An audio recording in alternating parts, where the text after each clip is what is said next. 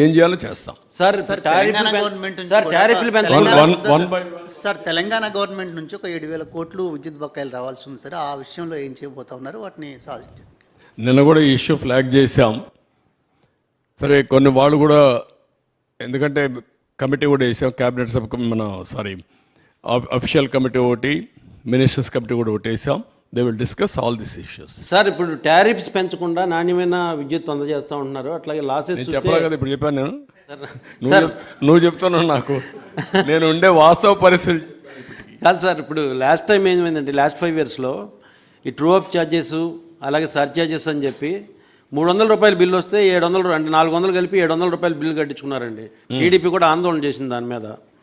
ఇప్పుడు రాబోయే కాలంలో అంటే టారిఫ్లు పెంచుతాం కానీ, లేకపోతే కనుక ఇటువంటి ఛార్జెస్ ఏమన్నా కస్టమర్ మీద ఏమైనా ఇంపోజ్ చేసే అవకాశం ఉంటుందండి? అంటే నేనేమంటానంటే, నేను వాస్తవాలు 1,29,503 కోట్ల రూపాయలు బకాయిలు ఉన్నాయి. దీన్ని సర్వైవ్ చేయాలి. ఇప్పటికీ రావాల్సిన బకాయిలు కూడా కొన్న డిపార్ట్మెంట్కి అవి కూడా చెప్పాను, 50,000 కోట్లు ఉన్నాయి. ఇవన్నీ కూడా ఏ విధంగా చేయాలనో, అందులో మెజారిటీ గవర్నమెంట్ ఇవ్వాలి, లేకపోతే ఇంకొక 17,000 కోట్లు కూడా మళ్ళీ ఈ ఎలక్ట్రిసిటీ డ్యూటీ అవన్నీ ఇచ్చారు. ఇవన్నీ ఉన్నాయి, అన్నీ కూడా ఎగ్జామిన్ చేస్తాం. చేసిన తర్వాత ఒక కాల్ తీసుకొని ఏ విధంగా ప్రజలకు మేలు చేయగలుగుతాం. సిచ్యువేషన్ ఇది. నేను అన్ని డిపార్ట్మెంట్లు ఈ పరిస్థితి, రోడ్లు లేవు, భయంకరంగా ఉన్నాయి. డిపార్ట్మెంట్లు అన్నీ ఇప్పుడు మీరు చూశారు, నేను ఇక్కడికి వస్తే కనీసం పాయింటర్ కూడా ఇవ్వలేకపోయారు. నాకు కూడా మూడు పోయింది 10 నిమిషాలు. ఇంక కోపం వస్తే దానికంటే బియాండ్ నేను వెళ్ళలేను. నేను నిబ్బరం చేసుకోవాలా, నిబ్బరం చేసుకున్నా. వాళ్ళ డ్యూటీ ఏంటి? పాయింటర్ పెట్టుకోవాలి కదా, పవర్ పాయింట్ ప్రజెంటేషన్ ఒకసారి చెక్ చేసుకోవాలి కదా.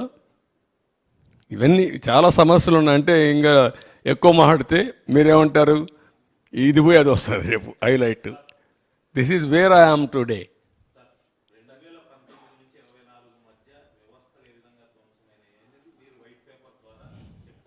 మైక్ పులివెందుల ఎమ్మెల్యే ములాఖత్తులు అని జైలు దగ్గరికి వెళ్తూ నేను చంద్రబాబు గారిని హెచ్చరిస్తున్నా అంటూ పదే పదే విమర్శలు చేస్తున్నారు. ఏం చేద్దామంటావు? ఏం చేద్దారంట? అదే నేను చెప్పేది కాదు, ఇట్లే మాట్లాడుతూ ఉంటారు. ఇప్పుడు ఇంకోటి గుర్తుపెట్టుకోవాలి, రాజకీయ ముసుగులో కరుడుగట్టిన నేరస్తులు వచ్చి రాష్ట్రాన్ని లూటీ చేసి, ఆ లూటీ చేసిన డబ్బులతో ఎక్కడికక్కడ బ్రైవింగ్ ఇచ్చేసి వ్యవస్థలకే ఒక ఛాలెంజ్గా తయారైపోయారు. అదొక సమస్య ఉంది నాకు ఇక్కడ. మీరు గుర్తుపెట్టుకోవాలి, వ్యవస్థలో 5 ఏళ్ళు సంపాదించిన డబ్బులు ఉంది, ఏ వ్యవస్థనైనా కొనే శక్తి ఉంది, ఆ వ్యవస్థను కొనే పరిస్థితికి వస్తారు. అందుకే మార్నింగ్ కూడా బ్యాంకర్స్ అని చెప్పాను, 200-500 రూపాయలు రద్దు చేయండి, క్యాష్లెస్ విలేజెస్ ఉండేట్టుగా ఎక్కడ చూసినా డిజిటల్ కరెన్సీ ప్రమోట్ చేయండి మీరు అని చెప్పాం. అవన్నీ ఏంటి మనం చెప్పేటి లాంగ్ టర్మ్లో ఒక వాల్యూ బేస్డ్ ఇవన్నీ. కానీ ఇప్పుడు ఎట్లా ఫేస్ చేయాలి? ఇవన్నీ ఉంటాయి. ఎవరు ఎన్ని అరిచినా, ఎన్ని బెదిరింపులు చేసినా ఐఎమ్ వెరీ క్లియర్, ఎవ్వరు కూడా నేరస్తులు తప్పించుకోలేరు, అవినీతి పరులు తప్పించుకోలేరు. ఎక్కడ విక్టిమైజేషన్ ఉండదు ఈ గవర్నమెంట్లో. ఈ గవర్నమెంట్లో ఒకటే ఉంటుంది, ఫర్మ్గా ఉంటుంది గవర్నమెంట్, ఎవ్వరికి భయపడదు, సిస్టమేటిక్గా ఉంటాం. ఎవరు తప్పు చేసినా, ఎవరు రాజకీయ ముసుగులో బెదిరించాలన్నా ఆ బెదిరింపులకు ప్రభుత్వం భయపడదు. సార్, ముఖ్యంగా కరెంటు బిల్లులు చూపించి సంక్షేమ పథకాల్లో కూడా కోత విధించారు గడిచిన 5 ఏళ్ల కాలంలో. అంటే 500 రూపాయల కంటే బిల్లు ఎక్కువ వస్తే అర్హుడు కూడా ఆ లబ్ధి చేకూరిన పరిస్థితి ఉంది. ఆ విషయంలో ఎలాంటి కేర్ తీసుకోబోతా ఉన్నారు?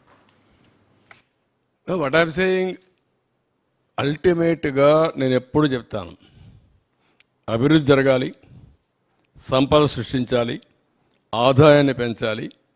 పెంచిన ఆదాయం మళ్ళా అభివృద్ధికి, సంక్షేమానికి రెండుకి ఖర్చు పెట్టి సస్టైనబిలిటీ తీసుకురావాలి. ఇప్పుడు అన్నీ ఇంబ్యాలెన్స్ అయిపోయినాయి. ఇంబ్యాలెన్స్ అయిపోయిన దాన్ని బ్యాలెన్స్ ఎట్ట చేయాలి, ప్రజలు ఎట్ట అర్థం చేసుకోవాలి. మొన్న మేము హామీ ఇచ్చాం, హామీ ప్రకారం ఇమీడియట్గా ఏం చేసాం, 3,000 రూపాయలు పెంచాం, 4,000 రూపాయలు పెంచాం. 3,000 రూపాయల నుంచి దివ్యాంగులకు 6,000 పెంచాం. కొంతమంది ఇంట్లో నుంచి లేని వాళ్ళకి 15,000 పెంచాం. బెడ్ నుంచి రాలేని వాళ్ళకి 15,000 పెంచాం. అది మానవతా దృక్పథం చేయాలి. నిర్ణయం చేసాం. మళ్ళీ ఉచిత ఇసుక చెప్పాం. ఉచిత ఇసుక ఇస్తాను ఇచ్చాం. ఇప్పుడు దాన్ని కూడా కొంతమంది విమర్శిస్తున్నారు. అంటే ఎట్లా మాట్లాడుతున్నారంటే ఉచిత ఇసుక అంటే మేము ఇసుక ఇంట్లో ఇస్తామని చెప్పామని మాట్లాడతారు. లేకుంటే నేనే మళ్ళీ ఇల్లు కూడా కట్టిస్తాను, లేకుంటే వాళ్ళ ఇంట్లో కూడా పొలాన్ని నేను పని చేస్తాను అని చెప్తారు. ఏం చెప్పమంటారు వాళ్ళని? ఇది రాజకీయం. ఆ రాజకీయాలన్నప్పుడు వాళ్ళకి వాళ్ళు చెప్పేది తప్పని చెప్పాలి. దీనికంటే ట్రాన్స్పరెంట్ పాలసీ ఏమందంటే జిల్లాలకు అప్పచెప్పాం, స్టాక్స్ అన్నీ వాళ్ళకే ఇచ్చేసాం, అక్కడ ఇసుక తీయమన్నాం. ఏ నదిలో అయినా ఏ కాలువలో అయినా ఇసుకుంటే వాళ్ళ ట్రాక్టర్ ఉంటే ట్రాక్టర్కి, ఎడ్ల బండి ఉంటే ఎడ్ల బండికి నెత్తి మీద పెట్టుకోగలిగితే నెత్తి మీద పెట్టుకో తీసుకుపోమంటున్నాం. What more you want? మీరు పోయి ఎత్తపోండి, ఈయన కూడా పొమ్మనండి. వాళ్ళ ఊరికి పోయి ఒక ఎడ్ల బండి కట్టుకొని తీసుకుపోమని ఇంటికి. ఎవడొద్దన్నాడు? ఎవరు అడ్డపడతారు? అలాంటి బుద్ధి జ్ఞానం లేకుండా చేసే వాళ్ళని ఏమనాలి? వాళ్ళని మనుషులు అనాలి. ఉంటే వింత పశువులు కూడా ఉండవు మారిగా ఉంటాయి. ఇవన్నీ ఉంటాయి ఛాలెంజెస్.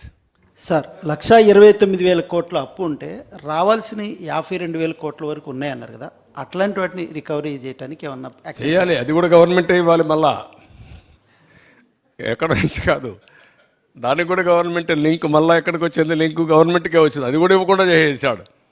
మళ్ళా వాళ్ళ దగ్గర ఉండే డబ్బులు, వాళ్ళ సేవింగ్స్, వాళ్ళ ప్రావిడెంట్ ఫండ్ కూడా డైవర్ట్ చేసేసుకున్నాడు బ్రూవరీస్ కార్పొరేషన్కి. What do you say? మీరు ఎవరు అతన్ని చీకొట్టడం లేదు. నువ్వెట్ట చేస్తావు, నేను చేస్తా, చేయకుండా ఎందుకంటే నాకు బాధ్యత అది. I will do it. Sir, Telangana నుంచి రావాల్సిన 7,000 కోట్లు బ్యాలెన్స్ ఎలాగో ఉంది, దాన్ని ఏమైనా మొన్న చర్చకు వచ్చిందా సార్ వీటి విషయాల్లో? పెట్టాం కదా కమిటీ. నువ్వు కూడా మెంబర్గా ఉంటావు కమిటీలో? కాదు,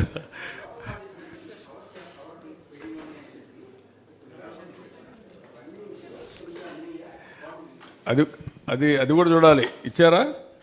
లోకల్ బాడీస్ నుంచి ఎప్పటికప్పుడు పవర్ కట్ చేశారు, ఇది డబ్బులు కట్ చేశారు.